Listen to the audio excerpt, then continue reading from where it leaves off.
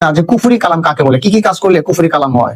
তো কুফরি কালাম যেমন আল্লাহ বা নবী রাসূলকে গালি দেওয়া, আল্লাহ ও রসুলের হুকুমকে খারাপ মনে করা, এর ত্রুটি বিচ্যুতি তালাশ করা, ফেরেশতাদের সম্পর্কে কটূক্তি করা এবং বেহেশতের হুর গিলমানদের সম্পর্কে কটূক্তি করা করলে কুফরি হবে। হযরত মুহাম্মদ সাল্লাল্লাহু আলাইহি সাল্লামকে সর্বশেষ নবী হিসেবে বিশ্বাস না করা, নবীকে সর্বশেষ নবী হিসেবে বিশ্বাস না করলে কিন্তু এটা কুফরি হবে।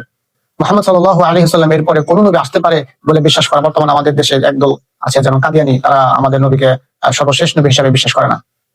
কারণ মৃত্যুতে আল্লাহর উপর অভিযোগ করা, এরূপ কথা বলা যে আল্লাহ তাআলা বললো আমি এই কাজ করব না, এরূপ তারপরে আছে এরূপ আগ্রহ পেশ করা যে যদি আমি কাফের হতাম তাহলে ভালো হতো। অনেক মুসলমান ভাই আছে যারা এরকম বলে যে যদি আমি মুসলমান না হয়ে কাফের হতাম তাহলে হয়তো অনেক ভালো হতো। তো এরকম যদি কেউ বলে সে এটা কুফরি কালাম বলবে, কুফরি কালাম হয়ে যাবে। সুতরাং তাকে তওবা করে আবার ফিরে আসতে হবে।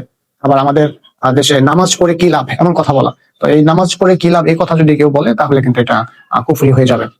আজানের ধ্বনি সম্পর্কে কটূক্তি করা, অনেকের আজানের ধ্বনি তার আজানের ধ্বনি সম্পর্কে আজানের ধ্বনি অনেকের ভালো লাগে না। হারাম বস্তুকে হালাল বা হালালকে হারাম মনে করা, বর্তমান দেশে হারামকে তো আমরা হালাল মনে করে খাচ্ছি। আচ্ছা যাই হোক, হারাম বস্তুকে ভক্ষণের সময় বিসমিল্লাহ বলা, আমি জানি এটা হারাম, এরপরও বিসমিল্লাহ সহিত যদি কেউ বলে খায় তাহলে এটা হারাম হবে। কোন মানুষের প্রতি এরূপ বিশ্বাস রাখা যে তিনি গায়েব জানেন, এইরকম দেশে অনেক লোক আছে যারা বিশ্বাস করেন যে তিনি গায়েব জানেন। তো এটা যদি কেউ বিশ্বাস করেন সে কুফর করবো আর কি।